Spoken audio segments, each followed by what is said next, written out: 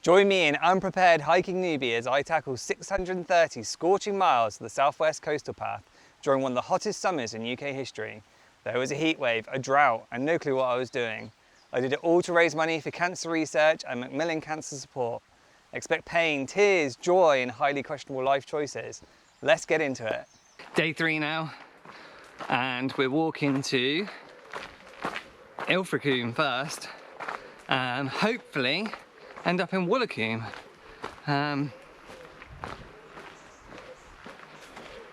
Yeah, don't know what it's going to be like. I think the Combe into Thru-Hike is classed as moderate strenuous. And I think Woolacombe is just moderate, maybe easy. So we'll see how far we get today. About 5.5 hours, 6 hours walking I think today. So my plan today is actually take it easy a little bit. Walk half the day, have a little bit of a rest, have some lunch, and then walk the rest. Super cloudy and humid this morning.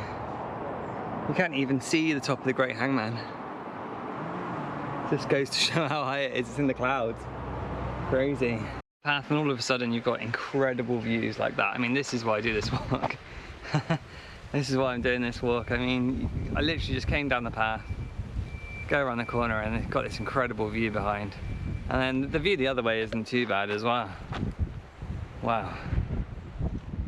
This would be such a cool beach. I don't think you can walk down to this beach. That would be such a cool beach to get a stand-up paddleboard or kayak or something and get down to that way. That's really cool. So, today, day 3, today's gear of the day is rock tape. Why rock tape? Well, yesterday morning, my IT band on my left hip was really hurting, and I think that was because I don't really have I don't have any arch support in my left shoe, and I've got pronated left foot. So what I did was, I got some rock tape and I taped my arch and I taped my hip. Just solved both problems with one hit, and I've not had any pain at all in either one. I'm not taking any medication or anything. It's like miracle stuff. So I think that I see a lot of rock tape in my future. But definitely I think it's a pretty important piece of equipment if you're, you know, not an athlete. Even if you are an athlete, you know, everybody picks up injuries, so you might as well have the stuff with you to sort it out and not go on in pain. And it meant that yesterday I was doing really well. I powered up loads of big hills. So yeah, gear of the day, rock tape. Made it to Thru-Hike. It was pretty easy walk. Not as many hills as normal. It's threatening to rain, so sorry about sound. And had a little bit of breakfast at midday, so brunch. And now I'm heading to Woolacombe. I'm not going to get all the way to Woolacombe. There's a campsite on the way. I'm going to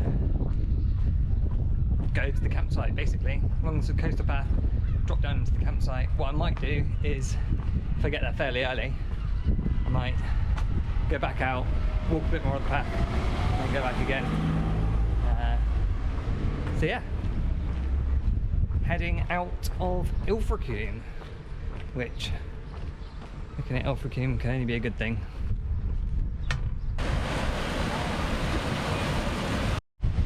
Typical British weather now. Cold winds, rough seas, cloudy, no sunshine. Yeah, this is what I was expecting, not the past couple of days, which were insanely hot. So, I don't know if this is better or not. It's certainly cooler and a little bit nicer for walking, to be honest. Just means I've got to have a jacket on, which does cut down the weight in my pack, so that's quite good. And this is a stolen goat jacket, not for walking, for mountain biking, but it does a pretty good job of keeping the rain off, but also it's really breathable, so I won't get too much of a sweat on wearing this bad boy. Temporarily turned into a shepherd.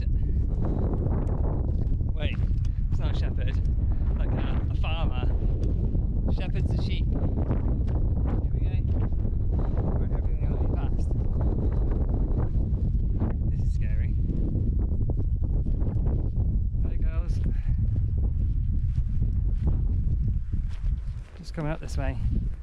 Good girls. Oh. They're so intimidating because their size. Ah. There we go.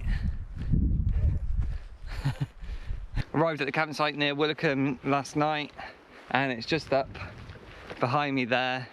I had to hike up a decent sized hill to get there. I was completely knackered, so tired. I think I went to bed at 8. Got there at 5 though, so it was really nice to be able to set up the tent, have a shower, go and get some food, and bed down for the night.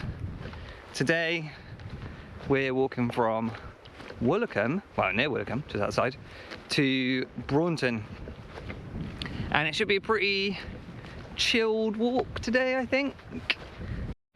So as you should be able to see behind me, I stayed at North Farm, and as you come along the coastal path, it's right on the coastal path. You can see the gate, you can see the sign, and it's like, yes, I'm at the campsite, but then you've got to hike up a hill to get there.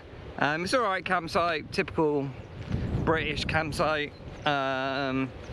It's weird, they kind of close the showers at 9:30, which is really odd, but actually the door's open.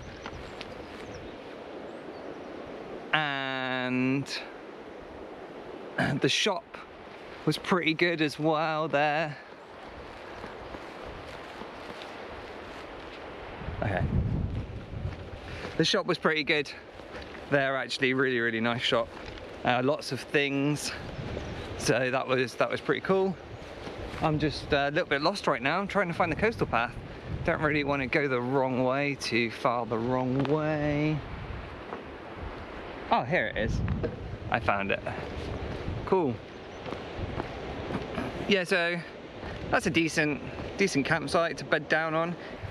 Problem that I have with that site is that it's on a hill, and practically the whole thing is on a hill. So and if you like sliding down, it's okay. It's a good campsite for you. Although saying that, I found a flat spot for my one-man tent, and I think the people next to me found a little bit of a flat spot as well. But yeah, they've got a big field with not a lot of flat spots, so bear that in mind.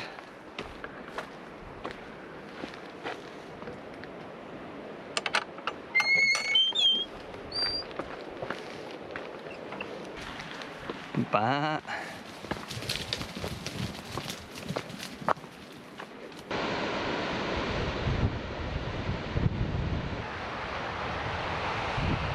this could be one of the greatest backpacking hacks that exists.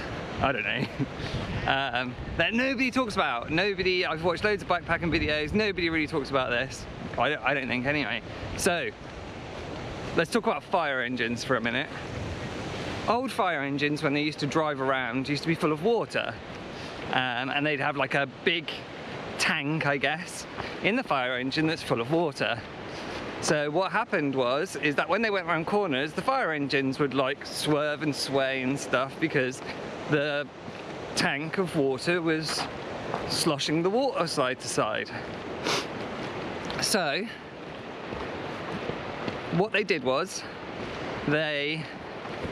Morning. Oh, I just got caught vlogging. Morning. Caught vlogging again. Yeah.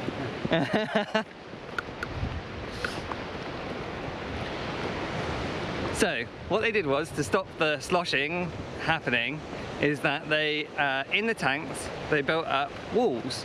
Lots of walls. And then what happens is the water basically can't slosh anymore because it's in a smaller container and there's less room to slosh. What has this got to do with backpacking? Well, I've been walking in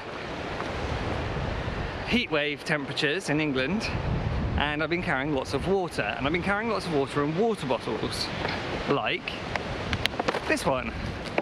And they're 1.5 litre water bottles, and more recently I've been taking less water, but less water means more sloshing. So when I'm walking along, I'm getting all this sloshing happening, and it's really knocking me off, I think. So, plan is, looking ahead of the weather, I shouldn't need as much water, definitely not 3 litres. So I'm going to get some thinner, hopefully, water bottles that contain less water, and then there's less sloshing.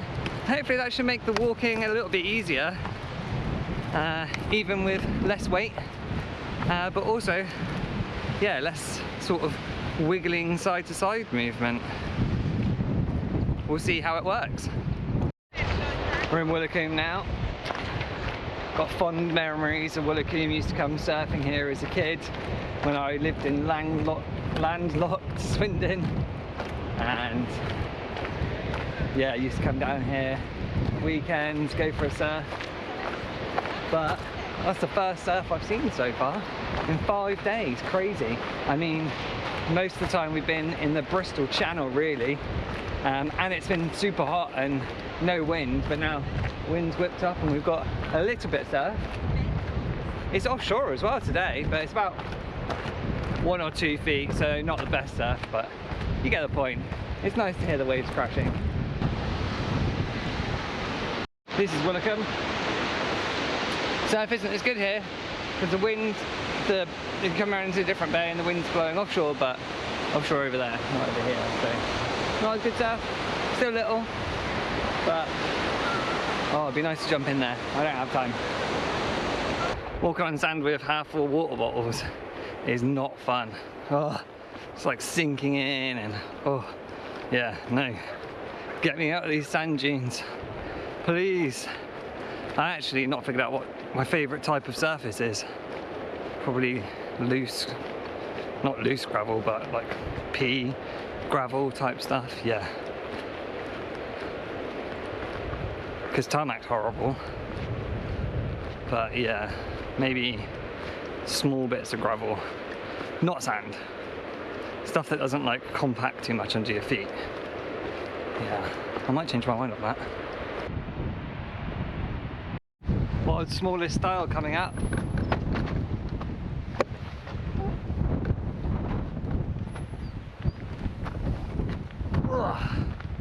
Yep, cheers for that one. In Croyd now, just walking across the beach on our way to the next destination. Trying not to get my feet soaking wet, which they just have. Perfect. That's going to allow the sand to stick nicely. So, just walking across the beach now through Croyd. Got a little bit confused with directions because the coastal path signs disappeared, but the coastal path is the beach. And oh, it's nice to walk on the wet sand, nice and hard packed. I got to Saunton, well, between Croyd and Saunton. Saunton's just behind me, just over there. And I'm walking up this hill and it's a breeze. It's so easy. Oh, it's so nice. I'm like marching up at a warp speed. This has been like the easiest part of the walk so far. Next couple of days it's gonna be super easy. I can see it's completely flat, so yeah, I'm excited. I'm pretty close to today's campsite as well. I got here like super early thinking that it would take me longer, so I'm going to set up my tent, and then I'm at this kind of triangle point, so I'm tempted to set camp up and then walk a bit without my backpack and stuff on. That'd be nice. So, and then just kind of do like a part of the section that I'd end up doing tomorrow anyway. So we'll see how we get along with that. Gear item of the day today: Sudocrem. Yeah, it really starts to set in around day 4 or 5. Starts to get a little bit of rubbing action. So bought a little tiny pot of Sudocrem in Woolacombe, and it's done me a joy this far, and hopefully continues to do me a joy, because otherwise I don't know what I'm going to do. Sudocrem. Yeah, that's where we are, folks. If you've made it this far, hit like, subscribe and ring that bell. You won't want to miss what's coming up. The terrain gets tougher, the sun gets hotter, and let's just say things don't exactly go to plan. Fundraising links for cancer research and Macmillan cancer support are below. Your support means everything. Tune in next time to see how I handle one of the wildest stretches yet.